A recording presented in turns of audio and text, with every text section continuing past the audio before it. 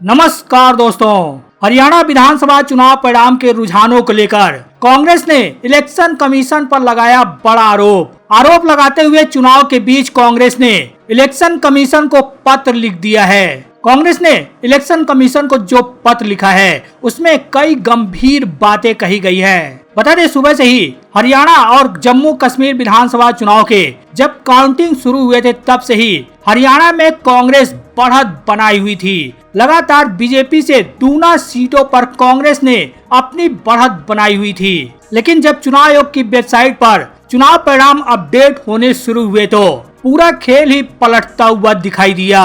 इस पलटते हुए खेल को देख कांग्रेस नेता जयराम रमेश ने कहा कि लोकसभा नतीजों की तरह हरियाणा में भी चुनावी रुझानों को जानबूझकर चुनाव आयोग की वेबसाइट पर धीमे धीमे शेयर किया जा रहा है। इलेक्शन कमीशन से पूछते हुए जयराम रमेश ने कहा कि क्या भाजपा प्रशासन पर दबाव बनाने की चेष्टा कर रही है। बता दें, शुरुआती रुझानों में कांग्रेस 55, 60, 65 के आसपास चल रही थी और बीजेपी लगभग 25, 30, 32 के आसपास उसके रुझान अलग अलग चैनलों पर दिखाए जा रहे थे।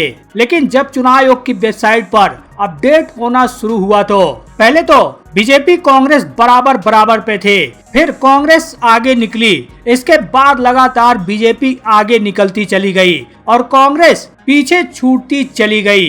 अभी हरियाणा विधानसभा चुनाव को लेकर चुनाव आयोग की वेबसाइट पे जो अपडेट नजर आ रहे हैं उसमें भारतीय जनता पार्टी 49 सीटों पर आगे है, कांग्रेस 35 सीटों पर आगे है, INLD 1 सीट पर, BSP 1 सीट पर और इंडिपेंडेंट 4 सीटों पर आगे है। जबकि सुबह यह जस्ट उल्टा था। इसी को लेकर कांग्रेस के मीडिया सेल के हेड जयराम रमेश ने आरोप लगाते हुए इलेक्शन कमीशन को पत्र लिख डाला। जयराम रमेश ने इलेक्शन कमीशन को जो पत्र लिखा है उसमें विषय है हरियाणा विधानसभा चुनाव में रुझानों को अपडेट करने में अत्यधिक और अस्वीकार देरी पर। हालांकि यह पत्र अंग्रेजी में लिखा हुआ है, लेकिन मैं हिंदी में आपको बताते चलूं तो उसमें यह कहा गया कि आदरणीय महोदय, पिछले 2 घंटों में सुबह 9 से 11 बजे के बीच इलेक्शन कमीशन ऑफ इंडिया की वेबसाइट पर परिणामों को अपडेट करने में स्पष्ट रूप से देरी हुई है। जैसा कि आप कल्पना कर सकते हैं कि इससे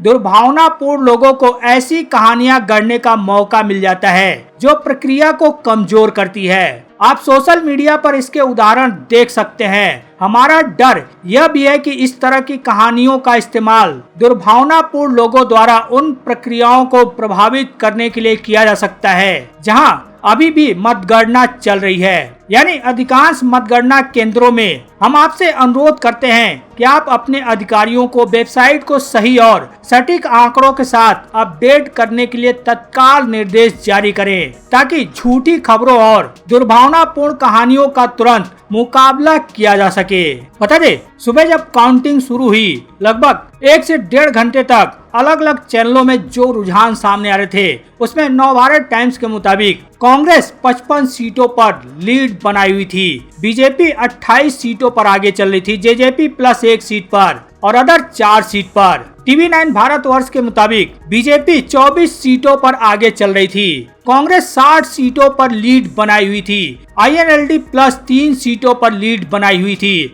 और अदर 3 सीटों पर बढ़त बनाए हुए थे। न्यूज 24 चैनल पर जो दिखाया जा रहा था उसके मुताबिक 10 बजे के आसपास बीजेपी 33 सीटों पर बढ़त बनाई हुई थी और कांग्रेस प्लस 52 सीटों पर बढ़त बनाई हुई थी, INLD प्लस 3 सीटों पर, अदर 2 सीट पर और ABP जो दिखा रहा था, ABP के मुताबिक कांग्रेस प्लस 65 सीटों पर बढ़त बनाई हुई थी, बीजेपी 19 सीटों पर, INLD 2 सीटों पर बढ़त बनाई हुई थी, अदर 4 सीटों पर। यानी सभी के मुताबिक सुबह 10 बजे तक कांग्रेस बहुमत के आंकड़े को भी पार करती हुई नजर आ रही थी और भारतीय जनता पार्टी बहुमत से काफी दूर नजर आ रही थी। लेकिन जब चुनाव आयोग की वेबसाइट पर 9 बजे के बाद आंकड़े अपडेट होने शुरू हुए तो पूरा मामला ही पलटता हुआ दिखाई दिया।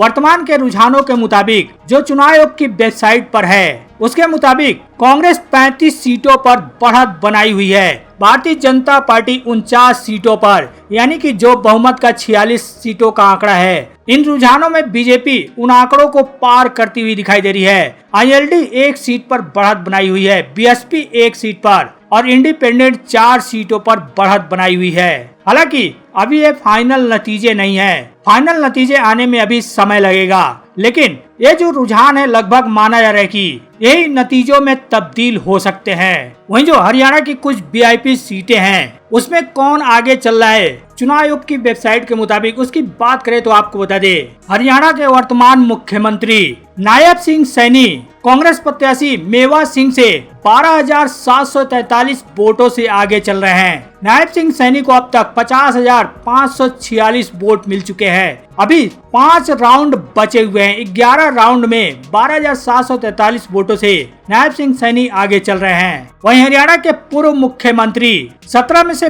12 राउंडों में 59,776 वोटों से भारतीय जनता पार्टी की प्रत्याशी मंजू को पछाड़ते हुए आगे चल रहे हैं। भूपेंद्र सिंह हुड्डा को अब तक 83,258 वोट मिले हैं, जबकि भाजपा प्रत्याशी मंजू को 23,482 वोट मिले हैं। वहीं पहली बार चुनावी मैदान में उतरी विनेश फोगाट भारतीय जनता पार्टी के प्रत्याशी को पछाड़ते हुए आगे चल रही है। 15 राउंड में 15 राउंड में 5,909 वोटों से भारतीय जनता पार्टी प्रत्याशी योगेश्वर कुमार को पछाड़ते हुए विनेश फोगाट आगे चल रही है। विनेश फोगाट को 63,305 वोट अब तक मिले हैं और भाजपा प्रत्याशी योगेश कुमार को 57,396 वोट मिले हैं। एक राउंड की काउंटिंग और बाकी है। वहीं हरियाणा के पूर्व गृह मंत्री अनिल विज इंडिपेंडेंट कैंडिडेट से आगे चल रहे हैं। यहाँ पर कांग्रेस पार्टी के प्रत्याशी तीसरे नंबर पर है। इंडिपेंडेंट कैंडिडेट चित्रा सरवारा से अनिल विज 1,077 वोटों से आगे चल रहे हैं। वहीं इंडिपेंडेंट कैंडिडेट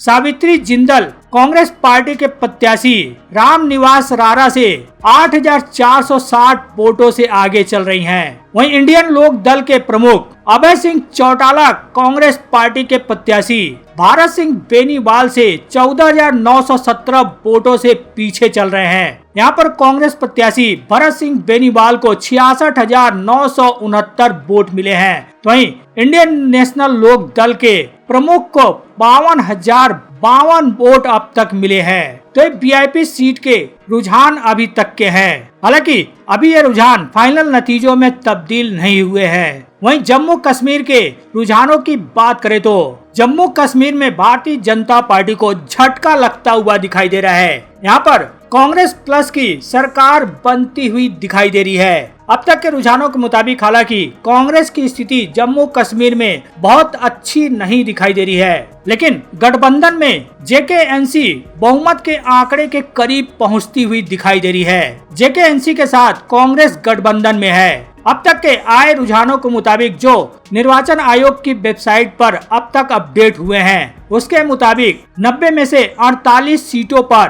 कांग्रेस गठबंधन आगे निकलती हुई दिखाई दे रही है। वहीं बीजेपी को 29 सीटों पर बढ़त मिलती हुई दिखाई दे रही है। अलग अलग पार्टियों के रुझानों की बात करें तो बीजेपी 29 सीटों पर बढ़त बनाई हुई है। फारूक अब्दुल्ला की पार्टी जेकेएनसी 42 सीटों पर बढ़त बनाई हुई है। कांग्रेस 90 में से 6 सीटों पर बढ़त बनाई हुई है। जेके पीडीपी महबूबा मुफ्ती वाली पार्टी 3 सीटों पर बढ़त बनाई हुई है। जेपीसी 1 सीट पर बढ़त बनाई हुई है और इंडिपेंडेंट 7 सीटों पर बढ़त बनाई हुई है। यानी कि अब तक के रुझानों के मुताबिक जम्मू कश्मीर में कांग्रेस के साथ जो जेकेएनसी का गठबंधन है उसकी सरकार बनती हुई दिखाई दे रही है। हालांकि ये फाइनल नतीजे नहीं है, फाइनल नतीजे आने में अभी समय लगेगा।